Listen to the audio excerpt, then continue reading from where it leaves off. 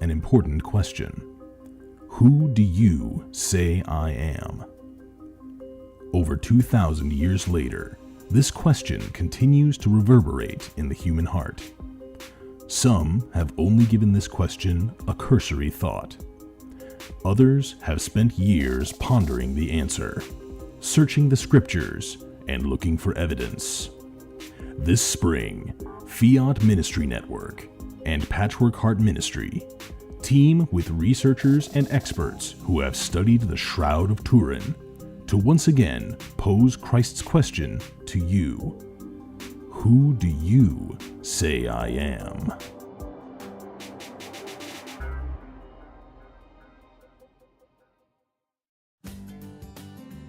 Today, many students go to college with numerous questions about their faith, yearning to know if the seed planted in them as a child is both true and practical. Using the miracle on the road to Emmaus as a model, young adult ministers conversed weekly for 3 months with college students about the most pressing questions they had about the Catholic faith. As they journeyed together virtually, something amazing happened. Doubts disappeared, fears faded, and Jesus revealed that He is still alive. Hearts Burning Within Us, the latest book from Patchwork Heart Ministry, is a result of that grace-infused conversation. It is the perfect back-to-school gift for recent high school graduates and current college students. Get your copy for them today at patchworkheart.org or by calling 424-704-3278. That's 424-704-3278.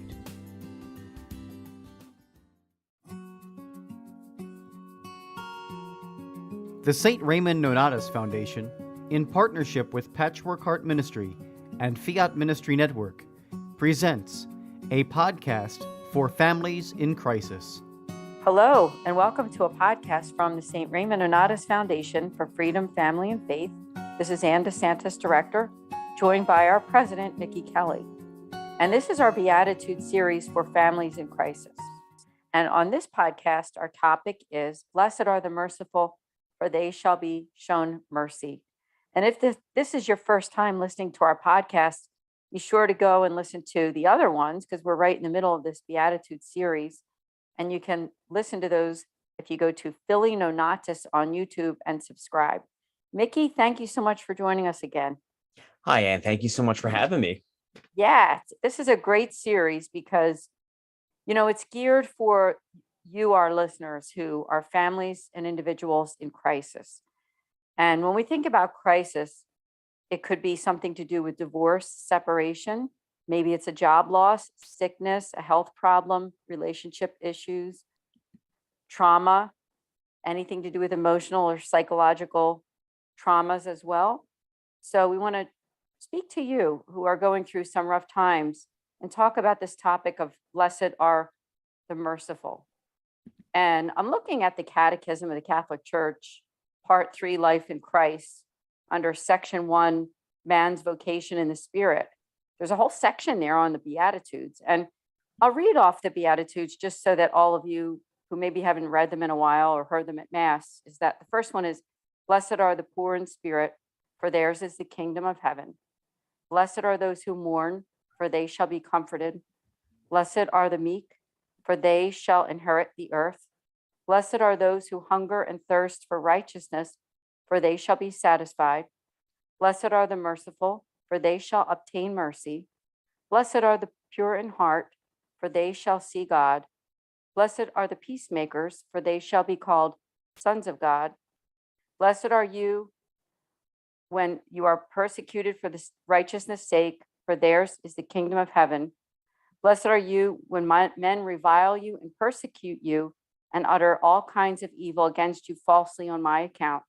Rejoice and be glad, for your reward is great in heaven. So, Mickey, when we talk about mercy, I know that you've talked a lot about this on your own podcast. And I want to invite people to go to your YouTube channel as well, because you have some really great videos on many of the topics having to do with Sunday Mass, the gospel readings. But you've talked a lot about mercy. And Mickey's YouTube channel, by the way, is the Catholic Philadelphian. So be sure to subscribe there. So what do you think about that one, Mickey? I know these are all great topics, but you've discussed that one before, mercy and what it means to all of us. Sure, Anne. Yeah, I just think that mercy is something that if there was a fourth virtue that we need an increase in our world today, and that is one of them. We have faith, hope, charity, but I think mercy would be a fourth one. Kind of like, like how they talk, like you read about like the four horsemen in the apocalypse, but these here are like the four virtues that are needed to reclaim our culture. And the reason I say that is because you look at our Holy Father, Pope Francis, he has been speaking about mercy even the moment he became the Pope in the Catholic Church, overseeing more than 2 billion Catholics. And mercy is needed now more than ever. I mean, it's not just like, if you think it's just about forgiving someone, it's not. Rather, it's a little more than that. Yes, you do want to forgive people. And of course, we also have the past about like, if you give someone 7 times out of 70, I know it's a heck of a lot, but you also hear accounts about, the final judgment in the Gospel of Matthew, towards the end of the Gospel of Matthew. And you also hear about many other accounts of mercy as well. But I think the bottom line is mercy. I had a principal that once told me that mercy starts with you. And I honestly think that if we are merciful towards others, we're able to know God's love for us. Yeah, well said, because mercy is something we should give away, isn't it? I mean, it's not something we keep to ourselves. And it's also not something that's just meant for us, between us and God, which is a good thing too, right? We need mercy from God for our daily living, but we need to give it away, right? And I'm looking at this article, which I'm just going to tell everyone where they can find it. And it's online. It's actually one of Pope Francis' general audience addresses, which was from March 18th of 2020. If you think about it, that was right before or right after the pandemic, really was set in. And I know in Italy at that time, it was really in full force, March 18th of 2020. And this article is entitled, "Blessed are the Merciful, for they shall be shown mercy." And what the Holy Father said during this homily that he gave, one of the things that he says is that there are two things that cannot be separated, and they're forgiveness granted and forgiveness received. But many people find themselves difficulty and are unable to forgive. Very often the harm suffered is so great that being able to forgive seems to be like scaling a very high mountain, an enormous effort, and one thinks it can't be done. It just can't be done. This fact of the reciprocity of mercy indicates that we need to turn the perspective around.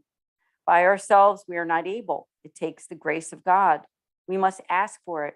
Indeed, if the fifth beatitude promises finding mercy, and in the Lord's Prayer, we ask for the remission of sins, it means that we are essentially debtors and we need to find mercy. And I think that's important. He's talking about forgiveness as well. And not only do we receive forgiveness, but we give it away. And I think it's the same with mercy. And I think that the more we give away mercy to other people, to be honest, I think you receive it even in an even greater way, because it's a gift from God that is meant to be shared. And I think you made a good point, Mickey, when you talked about the Holy Father, because you're right. He came to the United States back in 2015. He came to our own city where we're located in Philadelphia. And the whole theme was about mercy. And it was about family. And if you think about it, that's what we're all about, isn't it? Isn't that what this foundation is all about?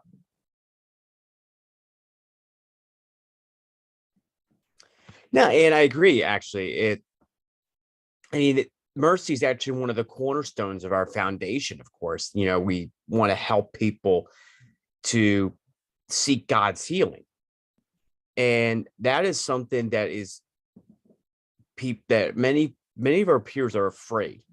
They're going to think, oh, if I go to confession, like, I'm going to be judged. I can promise you, the person who's afraid to go to confession, when you go in that confessional, you won't be judged.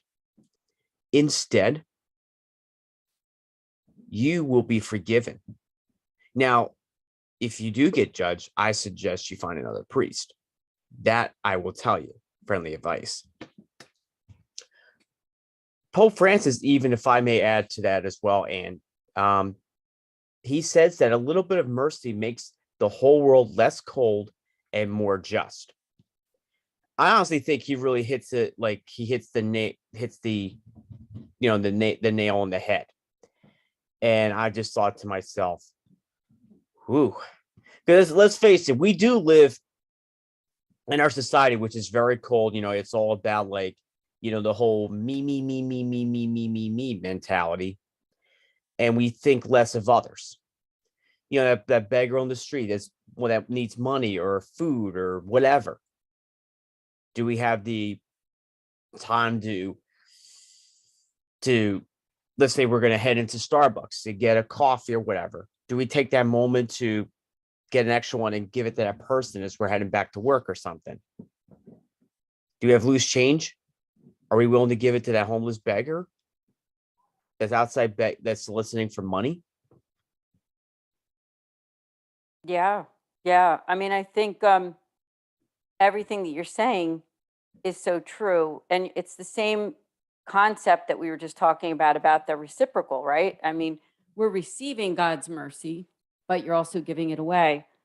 And that's good example, because there's people like the homeless that not all of us might be walking by every single day of our lives, depending on where you live, right? But there's people that in your family, in your neighborhood, who might just need something like a friendly hello, right? They might just need something like a text message or a call to see how they're doing.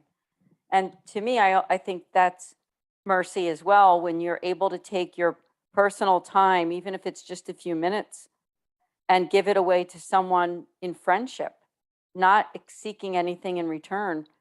And to me, I really think that that's what mercy is also all about. And the same article that I was just reading from, the one that's called Blessed Are the Merciful, for they shall be shown mercy. I forgot to mention that one is from Catholic Culture, the online source. And it goes on to say, and this is the Holy Father speaking, he says that we're all in debt, all of us, to God who's so generous, and to our brothers. Every person knows he's not the father or mother he should be, the husband or wife, the brother or sister.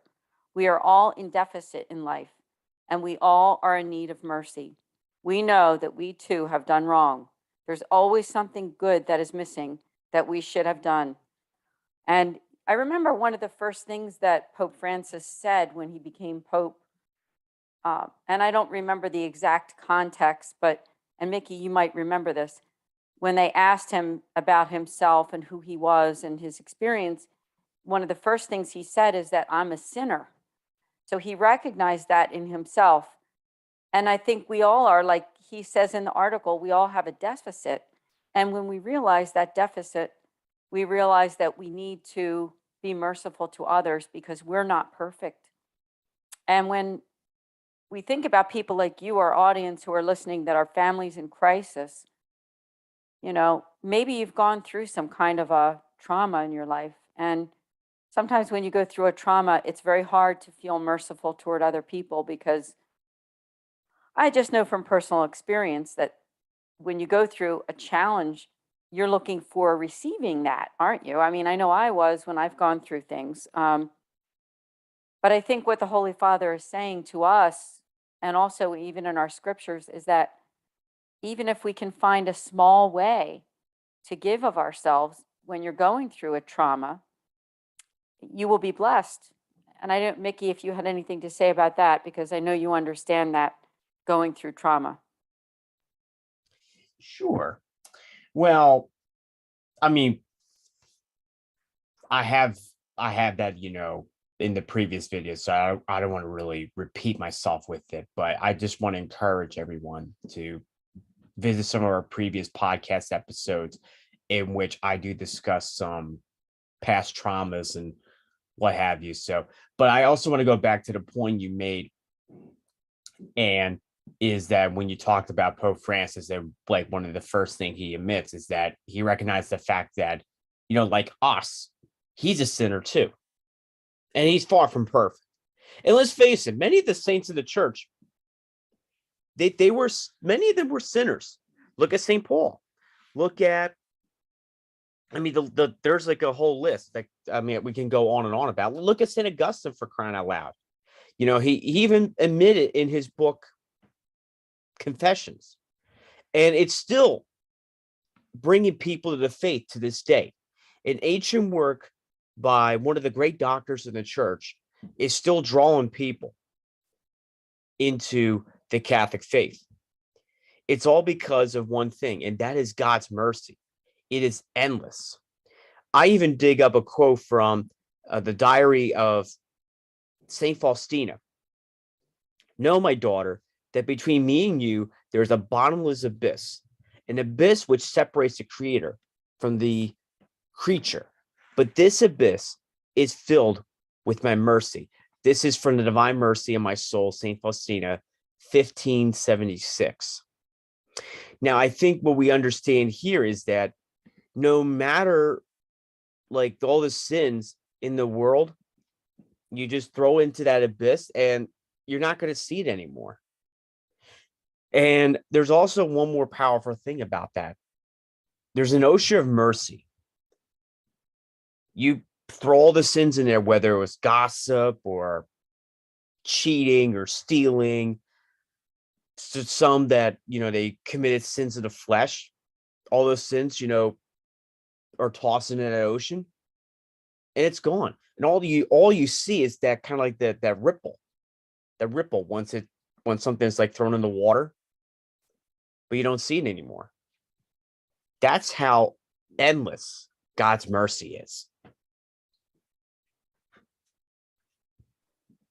I'm so glad you brought that up, because the divine mercy is really, it's an amazing prayer, but it's really just an amazing theology, really, if you think about it. I remember when I was first introduced to it, I guess it was probably early 2000s. I had never heard of it, believe it or not, but it was a favorite prayer of St. John Paul II.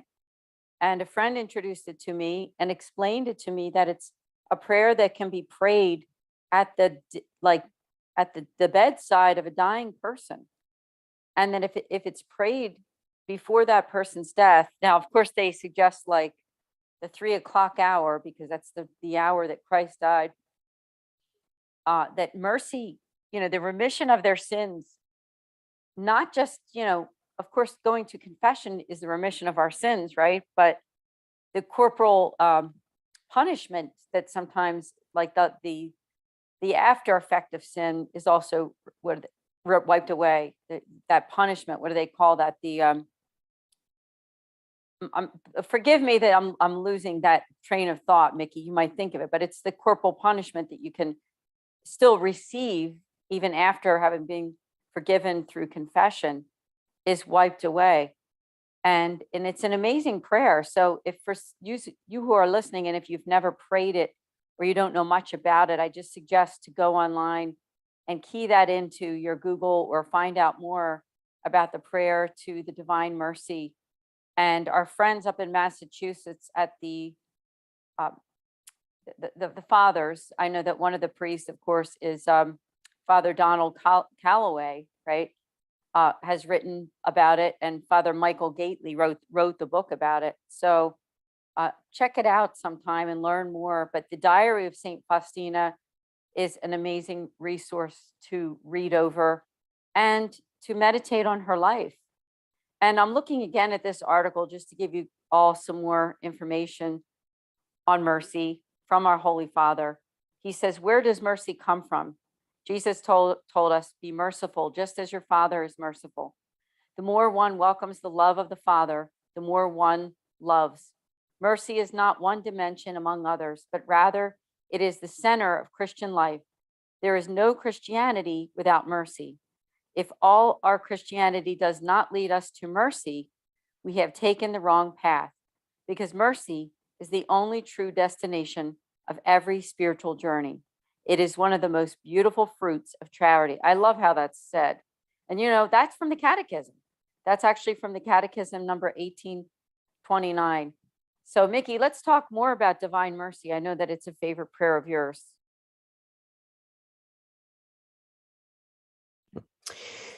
Well, I first learned that when I was in the 5th grade, actually. And it was actually around this time of the year, actually. It was like, well, liturgically speaking, it was I was learning it for Lent. And we were praying it, I'll say, some like after school assembly. And we actually had Holy Week. We actually prayed it during the assembly, kind of like a little prayer service or something. Which was like an excuse for me not to be bored to death in a classroom. Of course, many can relate to that.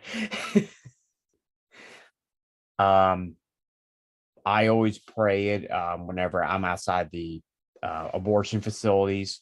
But wouldn't typically, like, usually on the given Saturdays that I'm out there, it would be like me and a few other guys. We would pray the Angelus, do the Divine Mercy, and then we'll go right into the mysteries of the Rosary. But I always find that there's like some power to it, asking God to have mercy on not just you, but the whole world. And let's face it, we do need God's mercy now more than ever. And let's face it, I mean, you look back at the past several years, it hasn't been a walk in the park, so to speak. Yeah, that's right. I mean, it's going to be a fight for all of us. And I don't mean a physical fight, but it's a fight to stay virtuous and stay on track with God, and realizing that, as that article that I just read, it says that it is the destination of every spiritual journey. So we can't really have that deep relationship with God without the mercy. And we were mentioning confession. I really think that confession is the primary place for all of us to receive mercy as Catholics. And you who are suffering right now, who are families and individuals who are in crisis. And sometimes when you're in a trauma, it's hard to go to confession because it may feel like what's happened to you is not your fault. And it very well may not be your fault, whatever that is. But we can always find some room inside of our hearts to ask God to forgive us for the parts that we played in whatever happened. And I'm reading from a book right now. It's called The Power of Forgiveness. It's from the United States Conference of Catholic Bishops. And these are meditations from the Holy Father. And one here says, it's called The Open Door. It says that Jesus came to save us by revealing the merciful face of God and drawing us to him with his loving sacrifice. Thus, we must always remember that the sacrament of reconciliation is a true and proper path to holiness. It is the compelling sign that Jesus left to the church so that the door of the Father's house would always remain open, and thus that men could always return to him. And this is an address to participants at a course organized by the Apostolic Penitentiary on March 29th of 2019. And it's interesting that was said at a penitentiary, because when you think about it, people who have committed crimes, God wants to extend mercy to every person, no matter what they've done. And Mickey, it's good that you mentioned that sometimes owning up to a certain sin might almost seem like a scary thing or just something that you don't want to do. But nothing could be further from the truth, because you're really receiving the love of God back. Isn't it true? I know that for me, when I've been to confession, that's exactly what I feel and what I've experienced.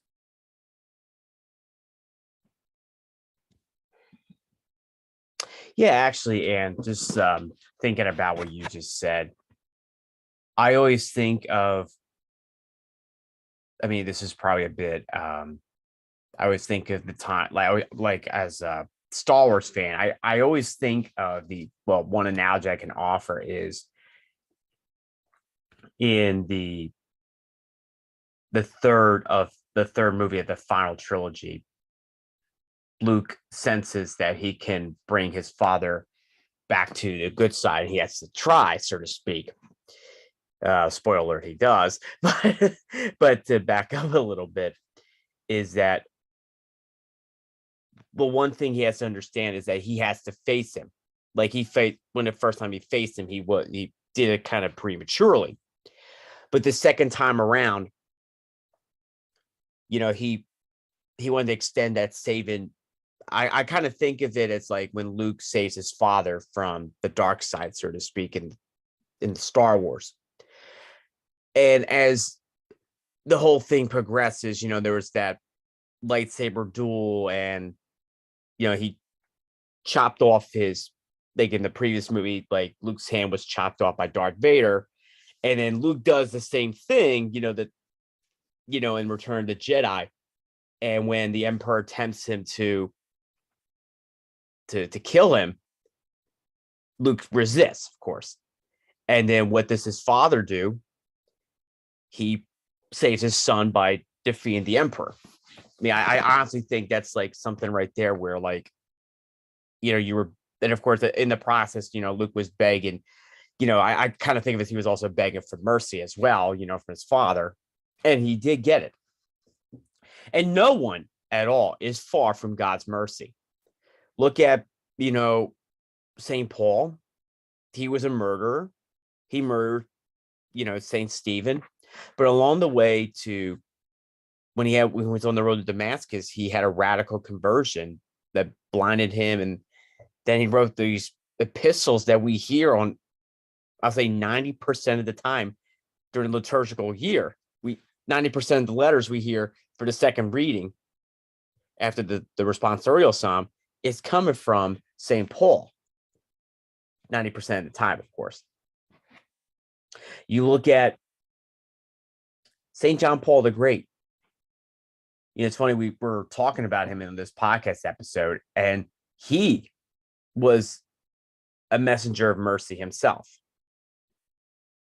I should also say he was also an apostle of mercy, because he grew up in Poland, and at the time too, it was under communist occupation. Well, first it was the Nazis, and then of course when the Cold War was heating up, no pun intended, of course, the communists were taking over the Soviet bloc, and of course you had the Iron Curtain and everything.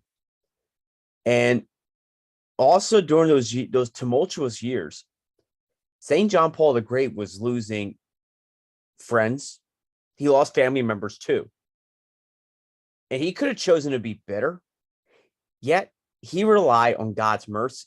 And that's what got him through the ordeal, all life's ordeals. And he was tested too back in May 1981 when someone from the KGB tried to murder him, because they knew that communism was about to fall in Russia. They knew that St. John Paul the Great was Russia's number one enemy, and this guy tried to carry out something.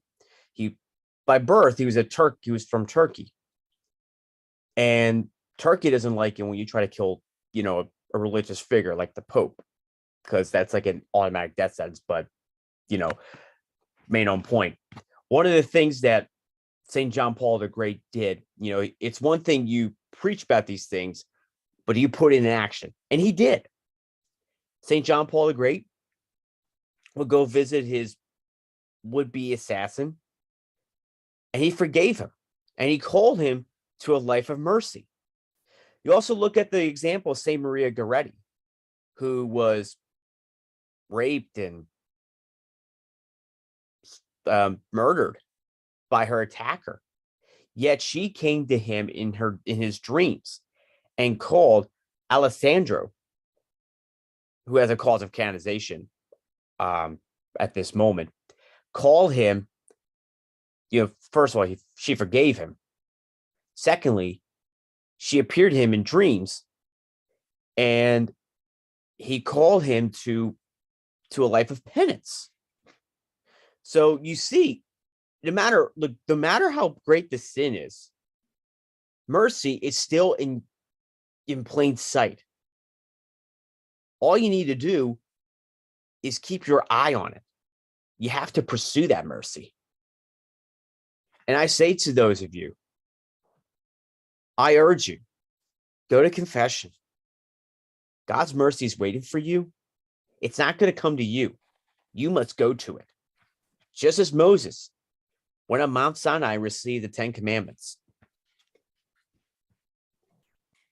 Yeah, thank you. I love how you express that pursue it, because if we don't pursue it, it doesn't just, we have to have that awareness, I think, is what I'm trying to say, is that there's a certain awareness of wanting to have God's mercy in your life, wanting to make a difference and wanting to be closer.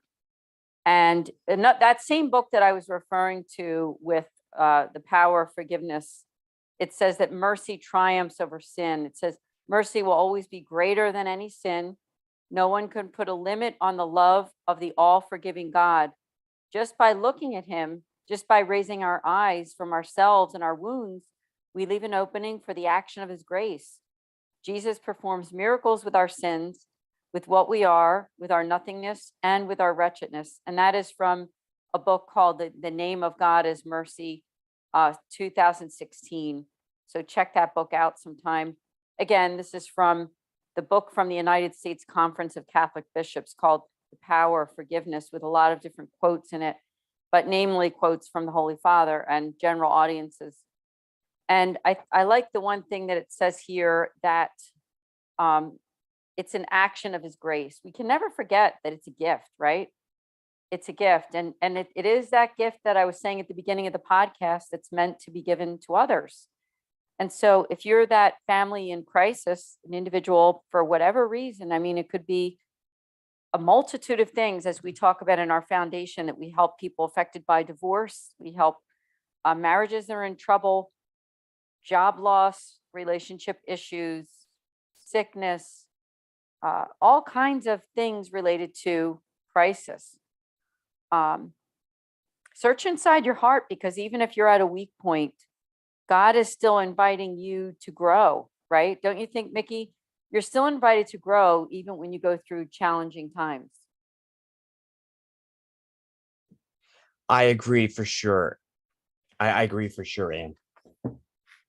I mean, I always tell people, if you trip and fall, get back up and keep moving forward. That's the thing about sin. And if you also remember this first Sunday of Lent, regardless of what year cycle it is, you always hear about the account of when Jesus is tempted in the desert. And 3 times the devil tempted Jesus. Yet the fasting he did for those 40 days prepared him for that very moment in which he triumphed over temptation. He triumphed over Satan. And let's face it, I mean, like, there's a certain, like, you can live about 8 days without food. I mean, I don't know about you, but I'll probably look like one of those, if you remember seeing one of those documentaries on World War II about the Bataan Death March, I'll like one of those prisoners after being liberated after so many years. So, but I also think too that with the reality is, people are scared, and they shouldn't be anymore, because we have to. Everyone needs to pursue mercy, as we were just saying this moment ago on this podcast. But we encourage you to pursue it. And if you fall down, don't panic. Especially with this podcast, everyone will be listening to this in the midst of their Lent journey, most likely halfway through the journey. And sometimes you need this halftime, locker room speech. And here it is. So don't be scared. Don't be afraid. And the worst thing you can do is, if you do get knocked down, you just give up. How often do we see boxers, when they get knocked down during a fight, they let that referee count up to 10 and say, you're done? That's the worst thing you can do on your Christian journey. But the best thing you can do is get up and fight your opponent harder. Now, your opponent, as St. Paul reminds us in Ephesians, is not the flesh and blood, but rather it's the principalities of this world. But we must overcome them in order to be into the next world.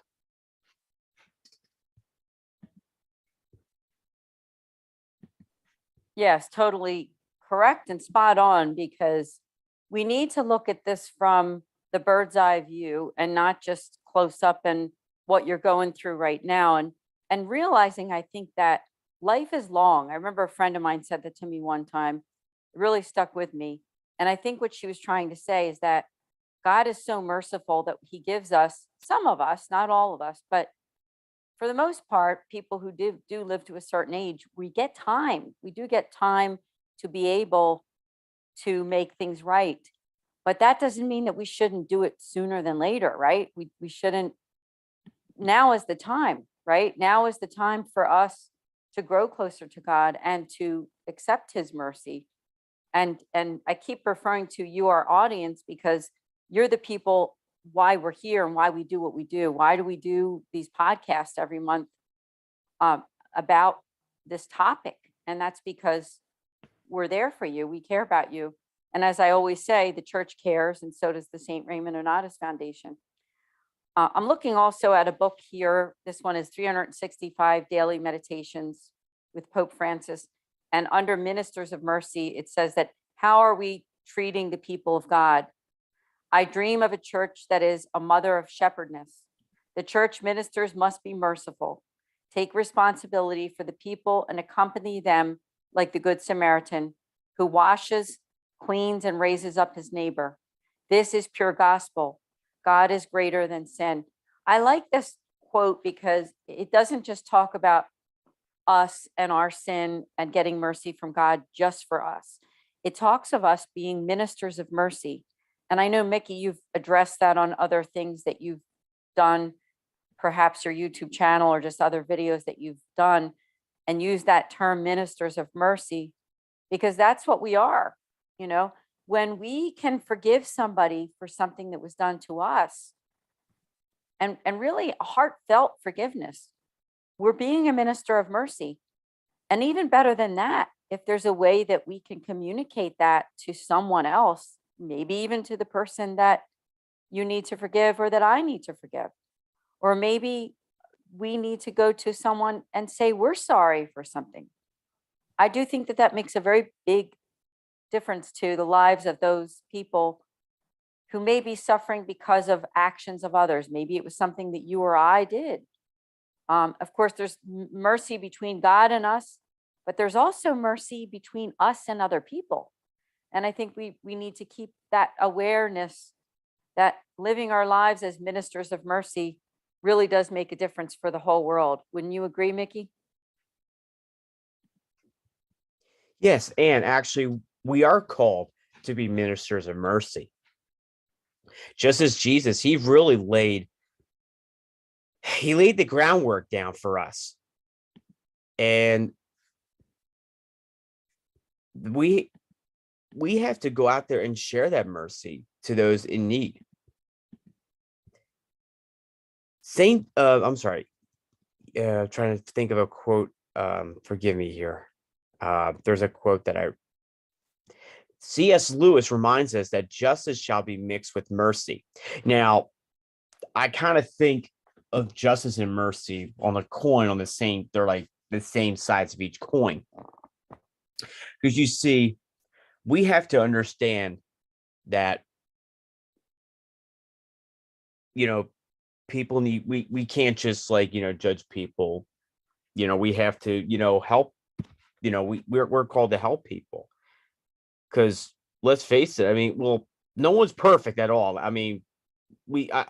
Gosh darn, I could agree with a lot of people on that one.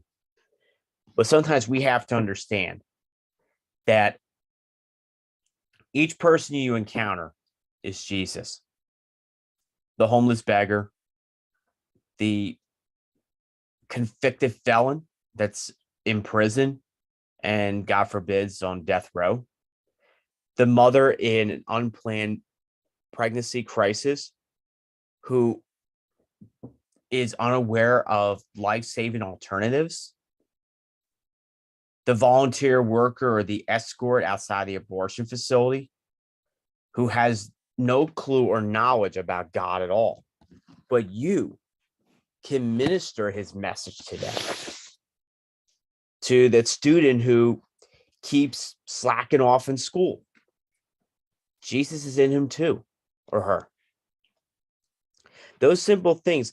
Every time you see Jesus, you will see an opportunity to extend his mercy.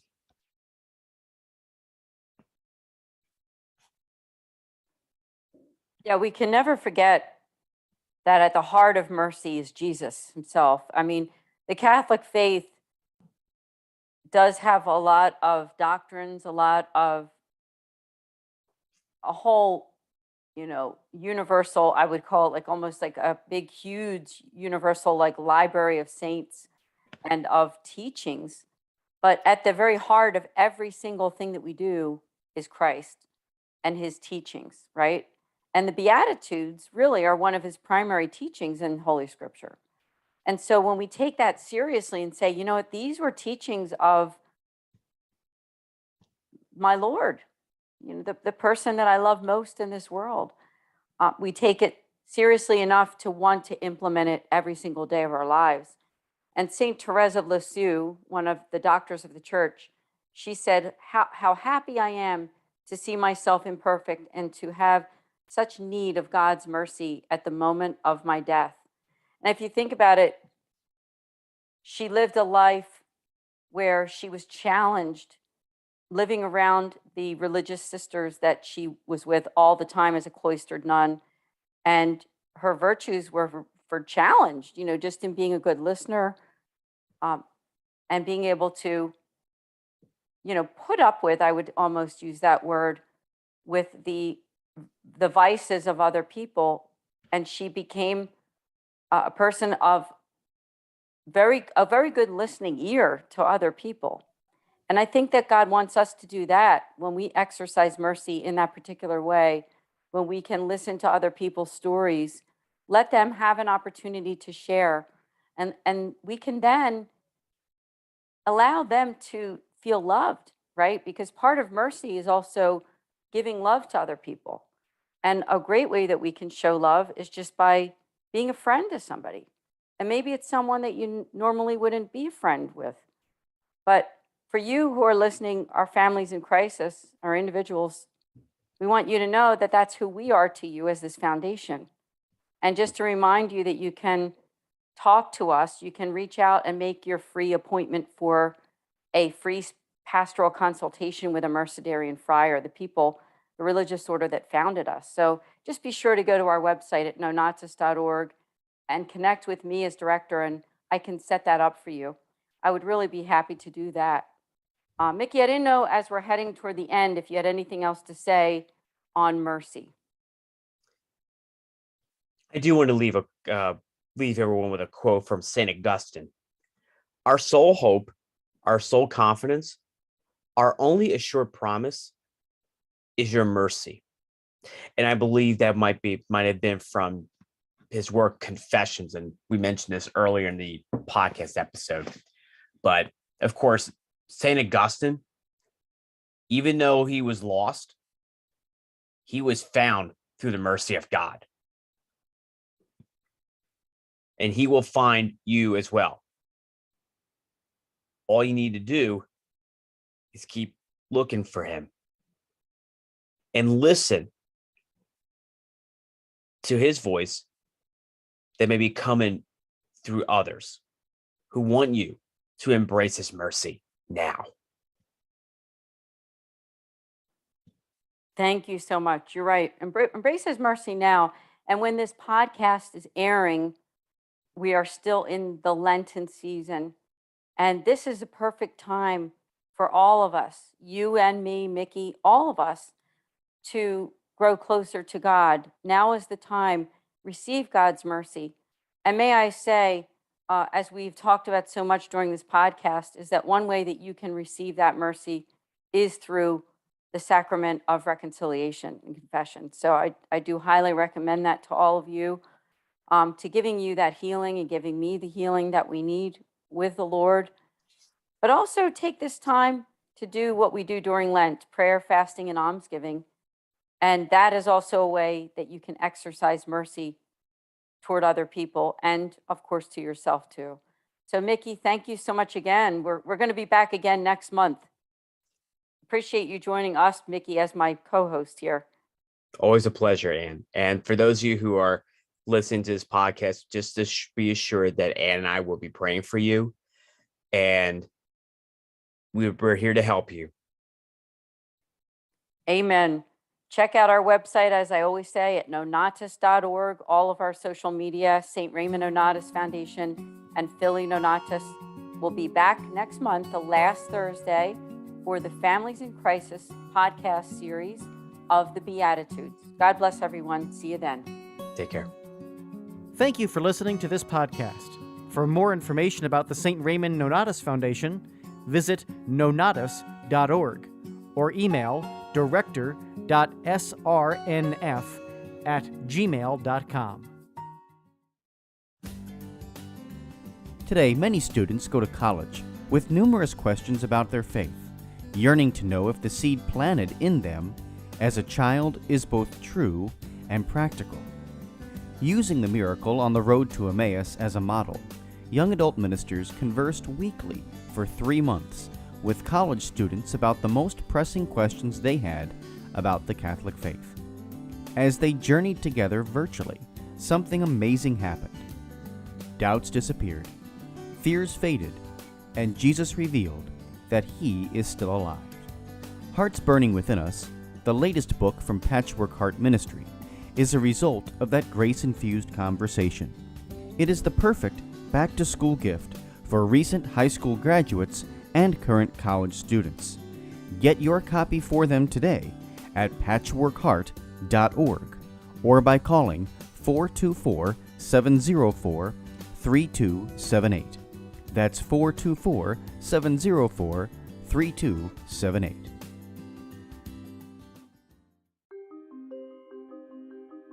In the Gospels, Jesus asks his disciples an important question: Who do you say I am?